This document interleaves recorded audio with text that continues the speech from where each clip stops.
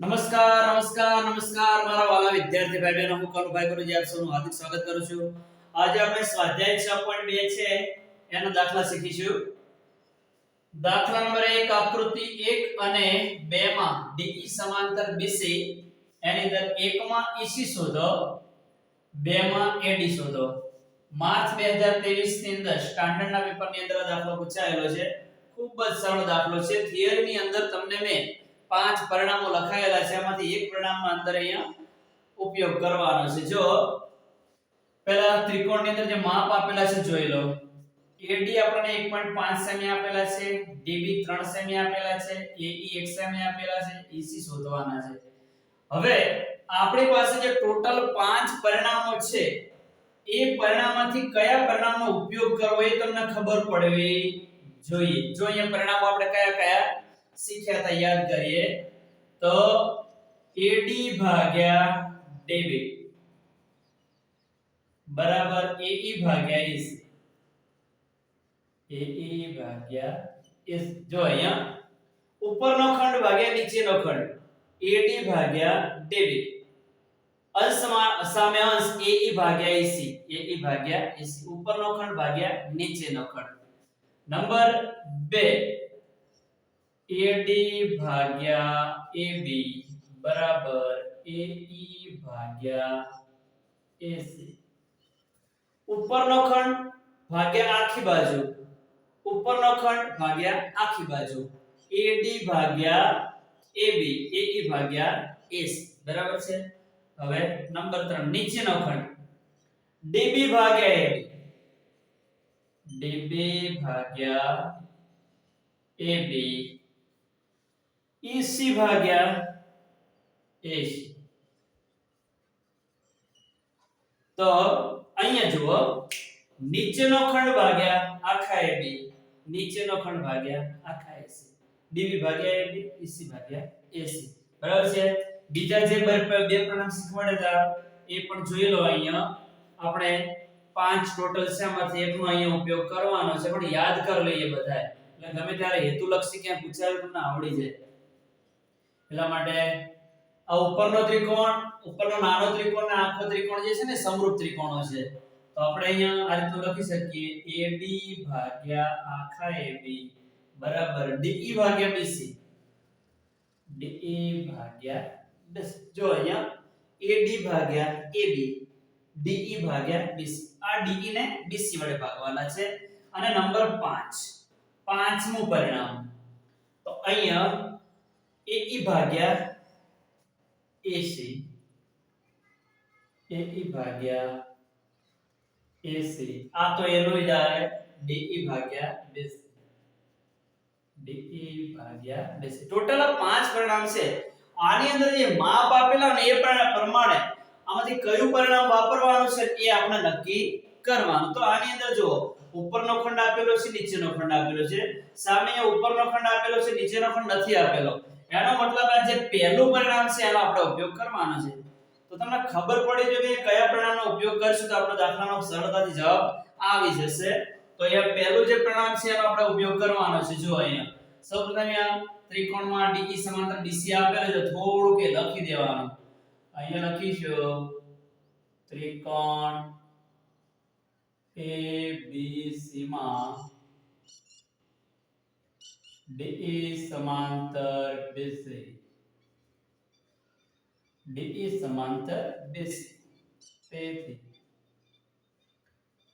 AD ભાગ્યા DB બરાબર AE ભાગ્યા AC.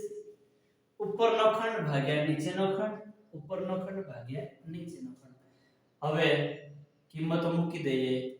AD બરાબર આપણી પાસે 1.5 છે, DB બરાબર 3 છે, AE 1 છે, EC આપણે શોધવાના છે. તેથી આ EC હવે જે છે અહીંયા ભાગાકારમાં છે, ડાબી બાજુ જાય એટલે અહીંયા ગુણાકારમાં છે. તો અહીંયા એને અંશમાં લખી દઈએ EC. એક ધ્યાન આપતા 1.5 ગુણાકારમાં છે, ક્યાં જશે? ભાગાકારમાં જશે. 3 પણ નીચે છે, ક્યાં જશે? ઉપર જશે.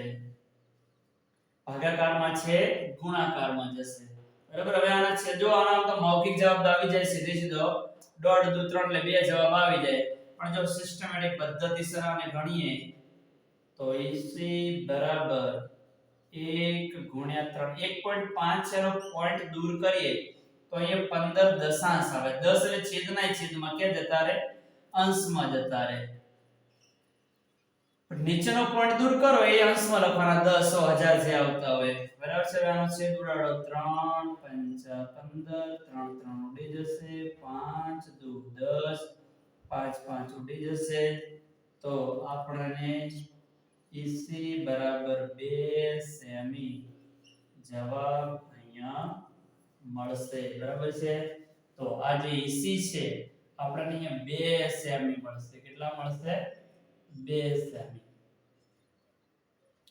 જો બાજુનો દાખલો પણ આવો જ છે ડબલ આઇકન આનો આ જ ગુણોત્તરનો ઉપયોગ કરવાનો છે આના આ જે પરિણામ છે એનો ઉપયોગ આપણે કરવાનો છે તો ડબલ આઈ એના ખાસ જે માપ આપેલા છે જોઈ લો AD આપણે શોધવાના છે DB 7.2 આપેલા છે AE 1.8 આપેલા છે EC 5.4 આપેલા છે આનું આ જ પરિણામ આનો આ જ ગુણોત્તર સૌપ્રથમ અહીંયા લખી દઈશું ત્રિકોણ ABC માં DE સમાંતર BC DE સમાંતર BC તેથી AD છેદમાં DB બરાબર AE છેદમાં EC હવે આપણી પાસે જે કિંમતો છે એ બધી મૂકી દઈએ જો AD આપણે શોધવાના છે તો AD એમનો લખીએ DB છે 7.2 આપેલા છે AE 1.8 આપેલા છે EC 5.4 આપેલા છે બરાબર હવે 7.2 જે છે છેદમાં છે જમણી બાજુ એટલે અંશમાં જશે છેદમાં છે ક્યાં જાય અંશમાં ભાગાકારમાં ક્યાં જાય ગુણાકારમાં બરાબર છે હવે AD બરાબર 1.8 છેદમાં 5.4 ગુણ્યા 7.2 જે છે નીચે હતા ક્યાં ગયા ઉપર બરાબર હવે તમે જો પોઈન્ટ વાળા સંખ્યાઓનો પણ તમને છેદ ઉડાડતા ડાયરેક્ટ આવડતા તો ડાયરેક્ટ તમે આ દાખલો ગણી શકો પણ કોઈને અઘરું પડતો તો પહેલા શું કરી દેવાના પોઈન્ટ બધા દૂર કરી દેવાના અને પછી છેદ ઉડાડો તો તમે સરળતાથી આનો જવાબ લાવી શકો બરાબર છે આપણે પહેલા અંશના પોઈન્ટ છે બધા દૂર કરીએ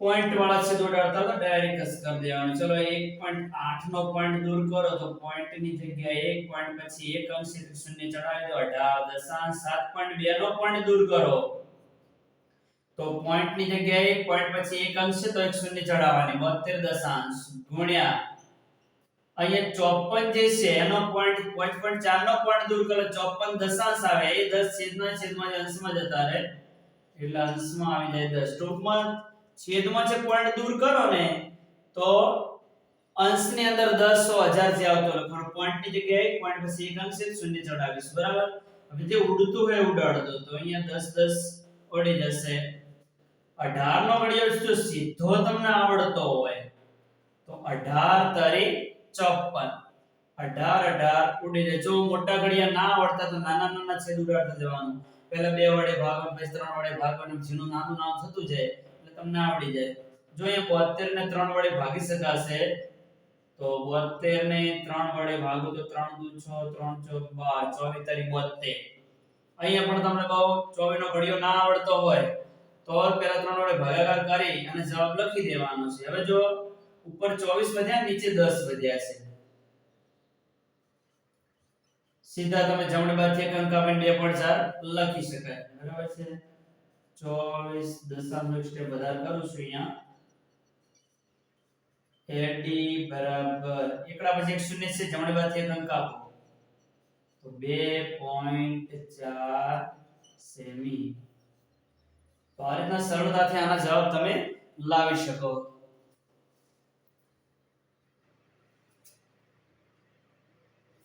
દાખલા નંબર 2 બિંદુઓ E અને F એ ત્રિકોણ PQR ની બાજુ અનુક્રમે PQ અને PR પર આવેલા છે. નીચેના દરેક વિકલ્પમાં EF સમાંતર QR છે કે કેમ તે જણાવો. આપણે અહીંયા પ્રમેય 6.2 એટલે કે પ્રમેય 6.1 જે થેલ્સનું પ્રમેય છે, સમપ્રમાણતાનું મૂળભૂત પ્રમેય છે, બીપીડી જે છે એનો પ્રતિપ્રમેય છે એ વિચારવાનું છે. પ્રમેય 6.2 પ્રમેય 6.2 જે છે થેલ્સનું પ્રતિપ્રમેય છે એ એવું કહે છે કે જો કોઈ રેખા બે બાજુઓનું સમાન ગુણોત્તરમાં વિભાજન કરે તો તે ત્રીજી બાજુને સમાંતર હોય.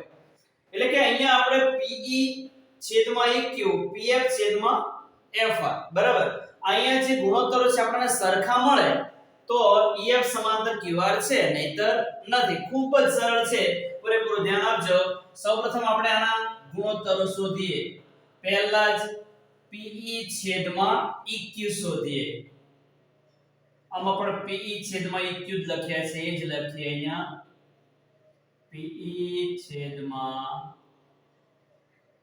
EQ. PE 3.9 છે, આકૃતિમાં મેં દર્શાવ્યા છે. EQ 3 છે બરાબર અહીંયા અંશમાં 39 લખીએ, પોઈન્ટ એનો દૂર કરીએ તો 10/3 તો હતા જ બરાબર. જો અહીંયા થોડો છેદ ઉડેવો છે, ઉડાડ દઈએ તો 13 39 3 3 ઉડી જશે. અંશમાં વધ્યા 13 છેદમાં વધ્યા 10. હવે કઈ છેદ ઉડેવો છે નહીં તો જેમ છે એમને એમ રાખીએ આપણે બરાબર છે. હવે PF છેદમાં FR શોધીએ. PF છેદમાં FR. PF 3.6 છે, FR 2.4 છે. સૌપ્રથમ આનો પોઈન્ટ દૂર કરીએ તો 3.6 નો પોઈન્ટ દૂર કરીએ તો 36 દશાંશ આવે. પોઈન્ટની જગ્યાએ પોઈન્ટ પછી એક અંક છે 100 ની ચડાવવાની. તો 2.4 નો પોઈન્ટ દૂર કરીએ તો 24 દશાંશ આવે. પણ એ છેદમાં કે જતા રહે, અંશમાં જતા રહે. ટૂંકમાં છેદનો તમે પોઈન્ટ દૂર કરો તો અંશમાં લખવાનો. પોઈન્ટની જગ્યાએ પોઈન્ટ પછી એક અંક છે તો 100 ને ચડાવી દો. અહીંયા 10 10 ઉડેવા છે, ઉડાડ દઈએ. હવે 12 તરી 36 12 દુ 24 12 અહીંયા ઉડી જશે. અંશમાં વધ્યા 3 છેદમાં વધ્યા 2. હવે કઈ છેદ ઉડેવા છે નહીં. જો વિદ્યાર્થી મિત્રો અહીંયા 13 દશાંશ આવે અને અહીંયા 3 દ્વિતીયાંશ આવે. ગુણોત્તર કેવા આવ્યા? જુદા જુદા આવ્યા. કેવા આવ્યા? જુદા જુદા. તો અહીંયા લખીએ આપણે. અહીં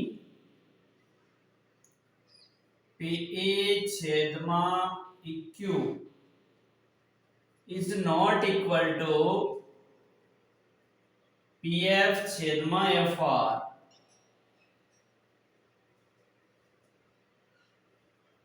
તેથી જે માંગ્યું છે આપણે નહીં મળે. EF સમાંતર is not equal to EF સમાંતર QR નથી, અહીંયા લખીશું. તેથી EF સમાંતર QR નથી. અને અહીંયા તમારે કારણ લખવું હોય તો લખી શકો. પ્રમેય 6.2 પ્રમેય 6.2 પ્રમાણે અહીંયા સરખા ગુણોત્તરમાં વિભાજન નથી થતું. એટલે કે પ્રમેય 6.2 છે ને આનું પાલન નથી થતું. એટલા માટે EF સમાંતર QR નથી. બરાબર છે. ગુણોત્તર સરખા આવ્યા હોત તો સમાંતર આવો. બરાબર. હવે ચલો ડબલ આઈ ની ચર્ચા કરીએ. ડબલ આઈ ની અંદર શું થાય છે પહેલા આપણે ગુણોત્તર શોધીએ. તો અહીંયા PE અંશમાં લખીએ, અહીંયા QE આપેલા છે તો QE લખીએ. ચલો તમે અહીંયા EQ લખો તો ચાલે. PE 4 છે, EQ 4.5 છે. 4 એમના એમ આ 4.5 છે ને પોઈન્ટ દૂર કરીએ તો પોઈન્ટની જગ્યાએ 1 અને પોઈન્ટ પછી એક અંશ છે તો 100 ને ચડાવી દો. બરાબર. છેદનો જે પોઈન્ટ દૂર કરો ને એને અંશમાં લખવાના 10 1000 જે આવતા હોય. હવે જો નાનકડો એ છેદ ઉડેવો છે 5 9 45 5 દુ 10 5 5 ઉડી જશે અંશ-અંશનો ગુણાકાર 4 દુ 8 છેદમાં વધ્યા 9 તો PE છેદમાં QE બરાબર આપણને અહીંયા 8 9 માં અંશ મળ્યા છે હવે PF છેદમાં RF PF છેદમાં RF PF 8 છે અને RF 9 છે તો 8 9 માં સીધા જ મળી ગયા બે ગુણોત્તર કેવા મળ્યા છે સરખા મળ્યા છે અહીંયા લખીશું અહીં PE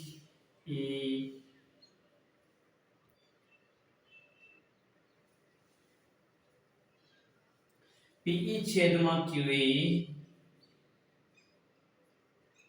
બરાબર PF છેદમાં RF છે અહીંયા બંને ગુણોત્તર સરખા મળ્યા 8 9 9 મળ્યા છે બરાબર છે તો અહીંયા પ્રમેય 6.2 નું પાલન થાય છે તો અહીંયા લખી શકીશું તેથી EF સમાંતર QR છે અહીંયા પણ કારણ લખી દેવાનું a નું a પ્રમેય 6.2 પ્રમાણે એનું પાલન થાય છે એટલા માટે એ સમાંતર છે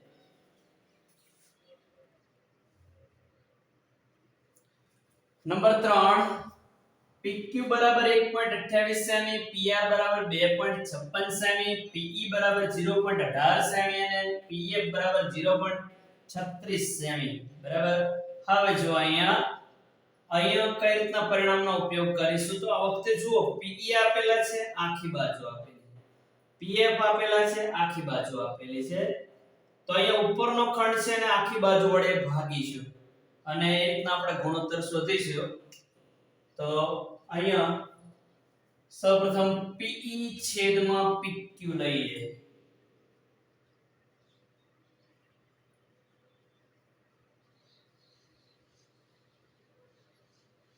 PE છેદમાં PQ PE 0.18 છે અને આખા PQ 1.28 છે પહેલા પોઈન્ટ દૂર કરીએ અને પછી આપણે છેદ ઉડાડીએ ચલો 0.18 છે એનો પોઈન્ટ દૂર કરીએ તો છેદમાં પોઈન્ટ ની જગ્યાએ 1 પોઈન્ટ પછી 2 અંક છે તો 2 શૂન્ય ચડાવજો કે અહીંયા પોઈન્ટ પછી ઉપર 2 અંક છે નીચે 2 અંક છે સીધા 18 છેદ 128 લખી શકાય બરાબર સીધા છેદ ઉડાડી દેવાના પછી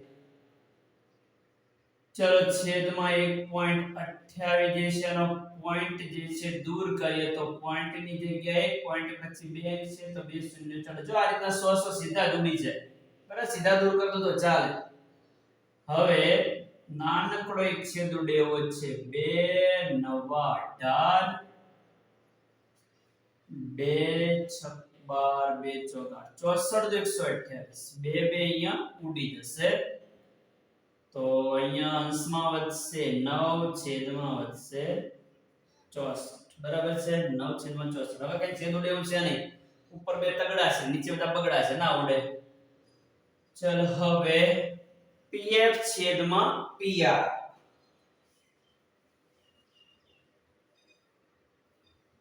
PF છેદમાં PR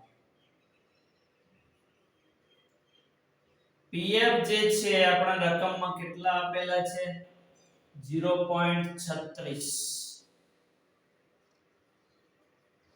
અને આખા PR છે 2.56 આપેલા છે બરાબર છે હવે જો અહીંયા તો ડાયરેક્ટ પોઈન્ટ પછી 2 અંક છે તો અહીંયા પોઈન્ટ પછી 2 અંક છે અહીંયા 100 ઉડી જવાની છે એમને જેમ તો અંશમાં 36 વધે છેદમાં વધે 256 પોઈન્ટ પછી 2 અંક અહીં પોઈન્ટ પછી 2 અંક સીધા જ ઉડાડી દેવાના દૂર કરી દેવાના પોઈન્ટ એમાં કોઈ ગણતરી બતાવવાની જરૂર હોય નહીં ચલો અહીંયા 4 9 36 4 6 24 24 ને 25 16 16 4 4 ઉડી જશે તો અહીંયા પણ આપણને અંશમાં 9 મળ્યા છેદમાં 64 મળ્યા. જો 9 ભાગ્યા 64 9 છેદમાં 64 તો અહીંયા આપણને બંને ગુણોત્તર છે કેવા મળ્યા છે? સરખા મળ્યા છે. તો અહીંયા લખી શકીએ આપણે અહીં PE છેદમાં PQ બરાબર PE છેદમાં PQ બરાબર PF છેદમાં PR. PF છેદમાં PR. તેથી EF સમાંતર QR છે. EF સમાંતર QR છે. EF સમાંતર QR છે અને આનું કારણ પણ વ્યાપના તેજના પ્રમેય આધારિત જ છે. તો અહીંયા પણ કારણ તમે લખી શકો પ્રમેય 6.2 આધારિત. બરાબર છે. તો આ રીતે તમે સરળતાથી આ જે EF સમાંતર QR છે ને સાબિત કરી શકો. ગુણોત્તરો સરખા મળે તો સમાંતર છે, ગુણોત્તરો સરખા ના મળે, જુદા જુદા મળે તો સમાંતર નથી. બરાબર છે. વિદ્યાર્થી મિત્રો, હજુ તમે મારી ચેનલને સબસ્ક્રાઇબ ના કરી હોય તો સબસ્ક્રાઇબ કરી દેજો. Thank you very much. ખૂબ ખૂબ ધન્યવાદ. જય માં સરસ્વતી.